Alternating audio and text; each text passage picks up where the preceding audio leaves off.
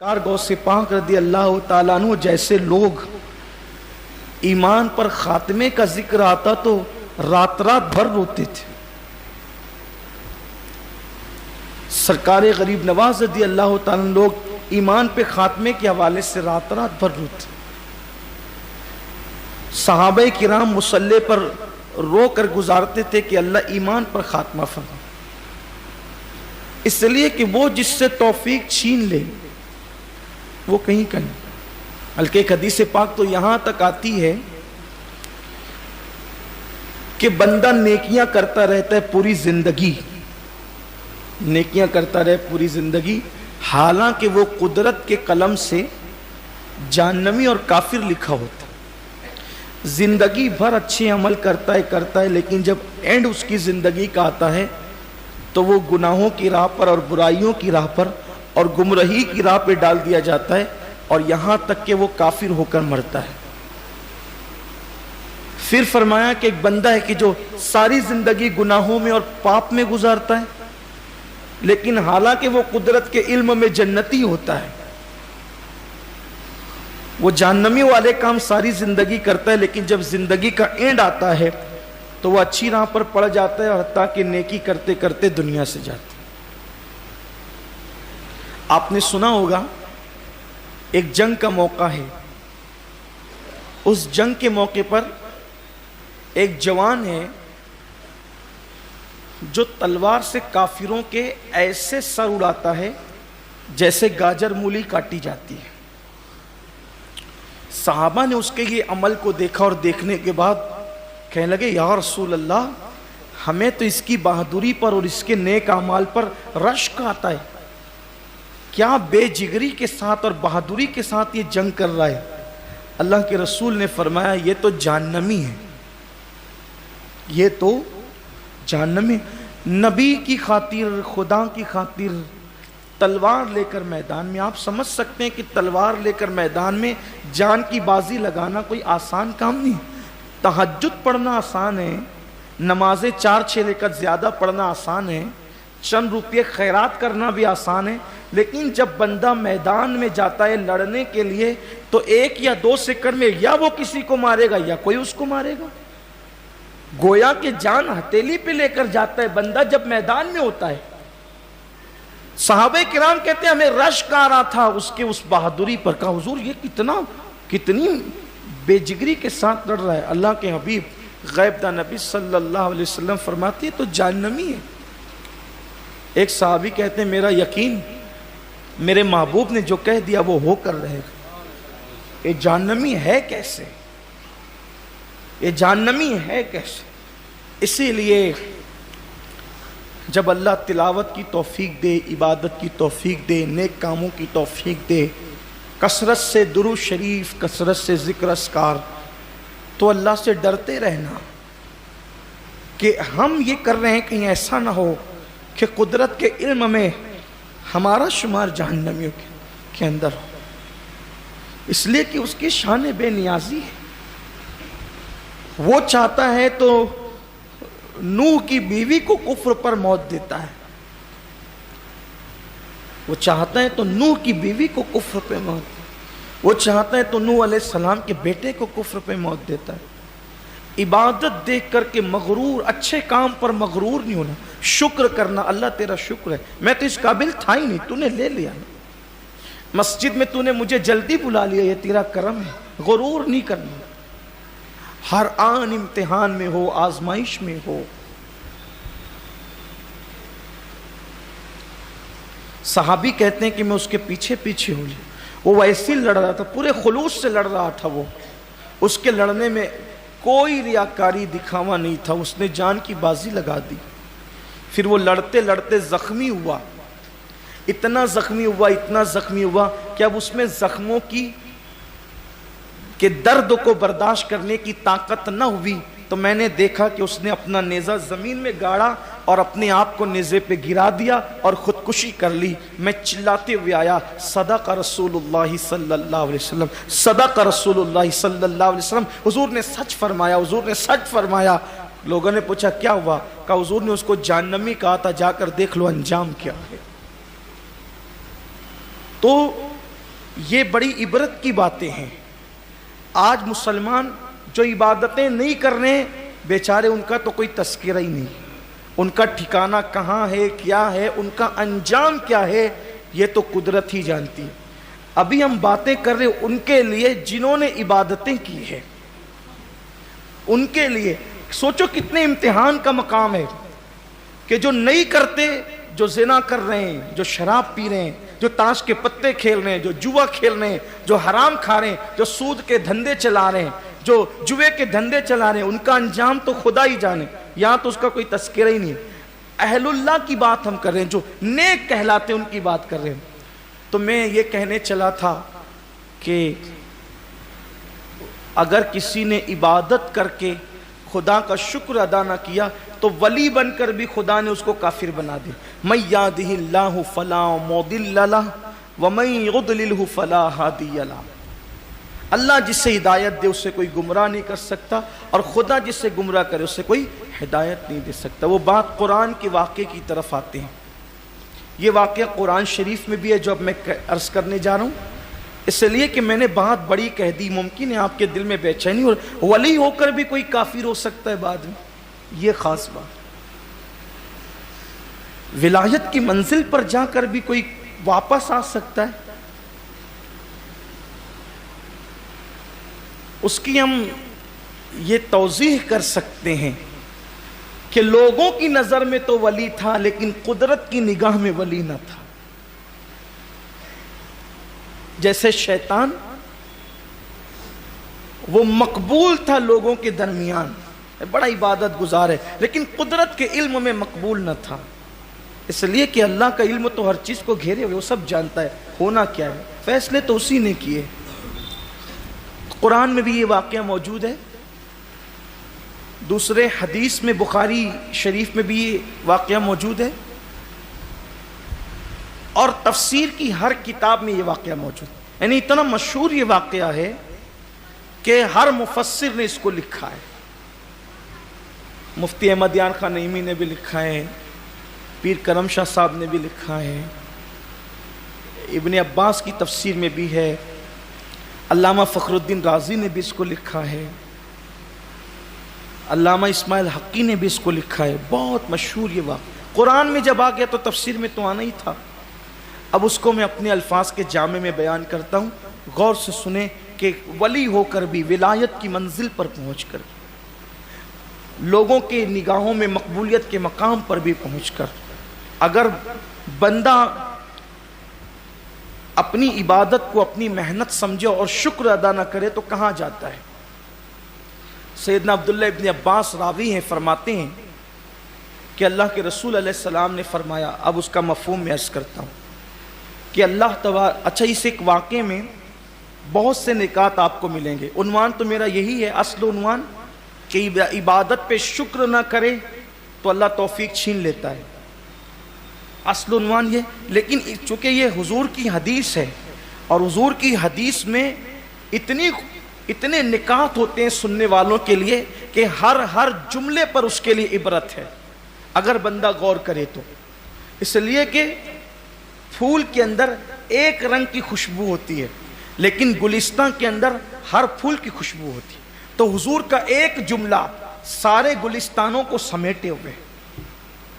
اللہ کے رسول علیہ الصلوۃ والتسلیم کے فرمان کا مفہوم ہے کہ بنی اسرائیل میں ایک قوم تھی، ان میں ایک بہت بڑا عبادت گزار عابد شخص تھا، اس کا نام بلعم بتایا گیا ہے، اور وہ اتنا عبادت گزار، پرہیزگار اور متقی تھا کہ اللہ نے اس کو اسم اعظم سکھایا تھا۔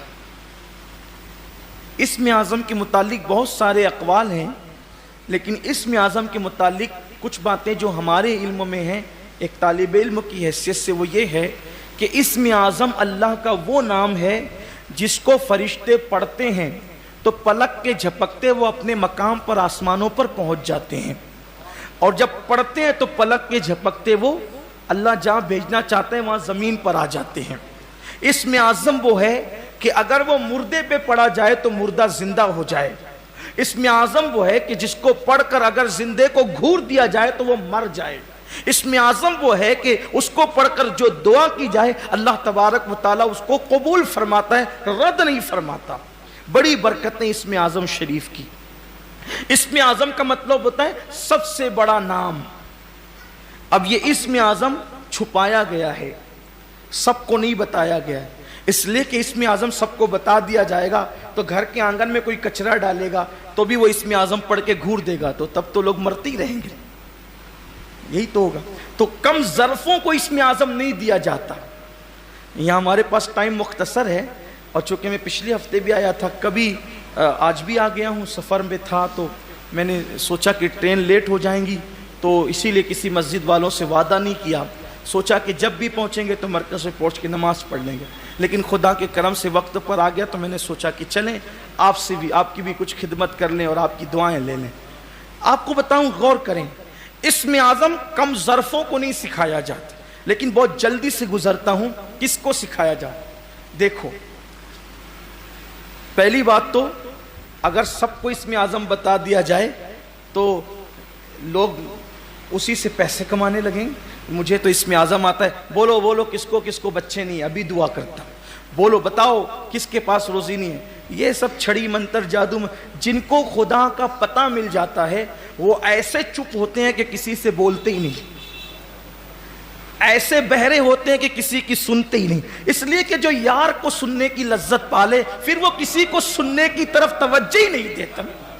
جو یار کے جلوے میں گم ہو جائے پھر وہ کسی اور کی طرف توجہ ہی نہیں دیتا. یہ سب بھنکس بازیاں جو ہوتی نا, ہم یہ ہیں اور ہم وہ ہیں اور ہمیں طریقت کی منزل مل گئی اور ہمیں معرفت کی منزل مل گئی اور ہم یہاں تک پہنچ گئے. ارے جو پہنچتا ہے وہ تو بیوی کو بھی نہیں بتاتا ہے کہ میں پہنچا کہاں تک. یہ اصل بات ہے. اس لیے کہ جو گھڑا بھرا ہوا ہوگا اس سے کبھی آواز نہیں آئے گی. جو آدھا خالی ہوگا آدھا بھرا وہ گڑ گڑ کرتا رہتا ہے.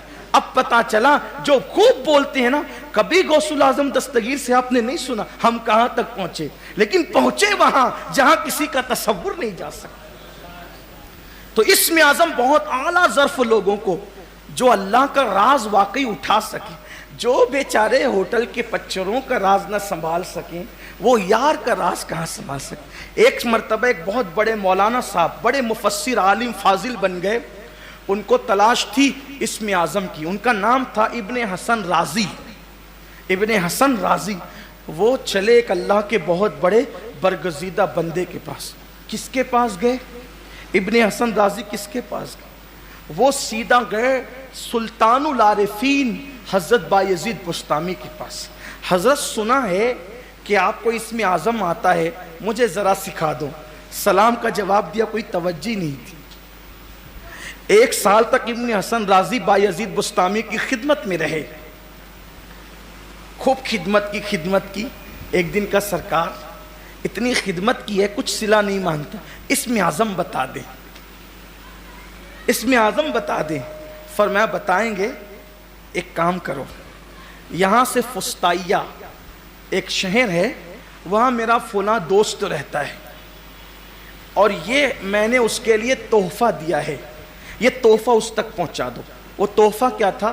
ایک تشت تھا اور اس میں ایک رومال ایسے اوپر ڈھکا ہوا تھا, پنجرے کی طرح رومال ڈھکا ہوا تھا اور تھا تشت. لے جا میرے دوست کو پہنچا دے. یہ سوچا کہ تشت اور رومال, آخر اس میں تحفہ کیا ہے, گفٹ کیا ہے؟ فستائیہ تک ایک شہر سے دوسرے شہر پہنچانا ہے, حضرت بایزید نے بھیجا ہے, تو کیا کروں؟ لیکن یہ امانت دار نہیں تھا. عالم بڑا بن گیا تھا, فاضل بن گیا تھا, مفسر بن گیا تھا, محدث بن گیا تھا, لیکن ظرف نہیں تھا. دیکھو ڈگریاں ہونا اپنی جگہ ہے اور ظرف ہونا اپنی جگہ ہے. اسی لیے کبھی کبھی وہ ان پڑھوں کو سینوں میں علم ڈال کر ولایت کی ڈگری دے دیتا ہے, کیونکہ ظرف اعلیٰ ہوتا ہے تو یوں سکھا دیتا ہے, اور جن کے ظرف اعلیٰ نہیں ہوتے تو ساری زندگی پڑھنے پڑھانے میں گزر جاتی ہے لیکن کچھ ملتا نہیں, خالی آئے تھے خالی. یہ کیفیت ہوتی ہے. جیسے کہ علماء باطل کو آپ دیکھ لیں, ساری زندگی مدرسوں میں حدیث پڑھاتے ہیں لیکن بیچارے زندگی بھر یہی نہ سمجھ سکے کہ جس کی حدیث پڑھا رہے اس رسول کی شان کیا ہے. آخری دم تک بھی یہی کہتے ہیں کہ وہ تو ہماری طرح ہے. کیا لے گئے؟ کیا ملا زندگی بھر حدیث پڑھنے کا؟ جس حدیث والے کو سمجھائی نہیں کیا ملا؟ یہ ہوتا ہے، سب زندگی پڑھنے میں گزار دی، حضور کی شان ہی نہ سمجھ سکے تو کیا ہے، کچھ نہیں ہے. اور بیچارہ کچھ پڑھتا ہی نہیں اور حضور کی شان ایسے ہی جانتا ہے جیسے اللہ تعالیٰ نے بیان فرمائی ہے، تو پھر وہ وہاں پہنچتا ہے جہاں وہ نہیں پہنچتا. تو ظرف والا ہونا چاہیے. تو ظرف والا نہیں تھا، پڑھا لکھا بہت تھا. سوچا کہ حضرت تو دیکھ نہیں رہے نا بایزید بستامی، ذرا چیک تو کروں کہ ہے کیا، ذرا چیک کروں ہے کیا. جیسی رومال اٹھایا اندر چوہا تھا، نکل کے بھاگا. چوہا تھا وہ نکل کے بھاگا. اب اس کی تو پول کھلی، کیونکہ اب وہاں لے جانا ہے تحفہ تو ہے ہی نہیں. اور اس کو غصہ بھی آیا، پلیٹ پھینکی، یہ کیا مذاق ہے میرے ساتھ، چوہا بھی کوئی تحفے میں بھیجتا ہے. واپس آگے کہا حضرت غضب ہو گیا. کہا کیا ہوا، اتنی جلدی پہنچا دیا تحفہ؟ کہا میں پلیٹ اور وہ سب پھینک کر آئے. کہا کیوں پھینکا؟ کہا رستے میں میں نے دیکھا، چیک کیا تو اس میں چوہا تھا. چوہا بھی تحفے میں بھیجا جاتا ہے؟